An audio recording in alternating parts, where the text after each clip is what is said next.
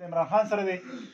په ټول ملک کې عمران خان لګیا دی چې دا خلک د غلامۍ نه زموږ د عوام د غلامۍ نه خلاص شي، خو مندڼ د غلامۍ نه خلاصېږي.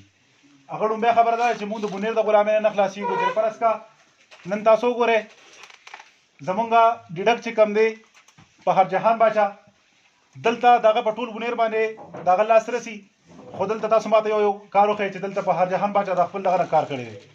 یا زمونږ ریاض خان چې کم دی، ریاض خان چې کم دی هغه د سینټر یو منسټر دی. تاسو وښیئ که په دې مندڼ کې هغه یو خښت هم لګولي. مونږ دا تاسو دا کوو چې فرض کړه که نن زمونږ ایم پی ای نشي تاسو مونږ ځان سره اوچت کړئ، مونږ ځان سره راپاسوئ، نو که انشاءالله په روان وخت کې مونږ سره ډېر خلک دلته پروت دی، ډېر زیات ووټ مونږ سره پروت دی، ډېر جنون مونږ سره پروت دی. خو خلک په دغه وجه رسو شوي دي چې مونږ سره دلته څه تنظیم سازي نشته.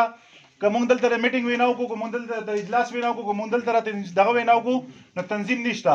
ځکه چې هغه تنظیم د اوسې په اخر کې مونږ ته معلوم نه دی چې چا سره دی او څنګه په کوم حساب باندې وکېږي. د هغه طرف نه اجازه کېږي چې مطلب پلان کې صدر دی او ډینګي سیکرټري دی، دا بالکل نه مونږ ته نامنظور دی. بل مونږ سره د دې نه مخکې وزیر الله صاحب راغلی او د اقبال باچا دغه چې و محمود خان صاحب د اقبال باچا شمولیت چې په 2017 کې هغه په هغه وخت کې د سپورټس منسټر و. مونږ سره دلته دا واده شوی و د ناوګۍ په ګراونډ کې چې په هر کلي کې به زه یو سپورټس ګراونډ چې کوم دی دا جوړوم. تر اوسه پورې د هغې مونږ په انتظار یو، مونږ ته هېڅ قسمه د هغې ثمره میلاو نه شوه.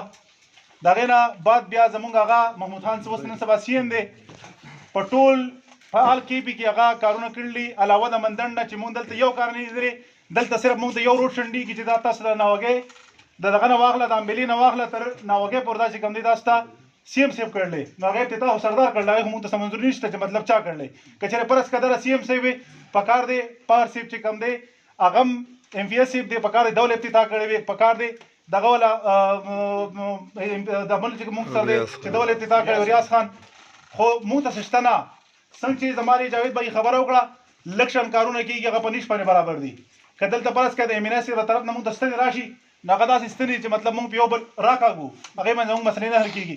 مونږ تاسو ته همبلی ریکویسټ کوو چې مهرباني وکړئ لږ شانتې زموږ په دې مندڼ باندې تاسو نظر وساتئ، زموږ دلته تنظیم سازي وکړئ، دلته مونږ ته ترقیاتي کارونه وکړئ، نو زموږ دا مندڼ به دې سره راوچت شي. زما دا کلمات ګوړې خبرې چې وي که څوک پرې خبر شوي چا د اظهار شوي د هغې بخښنه غواړم.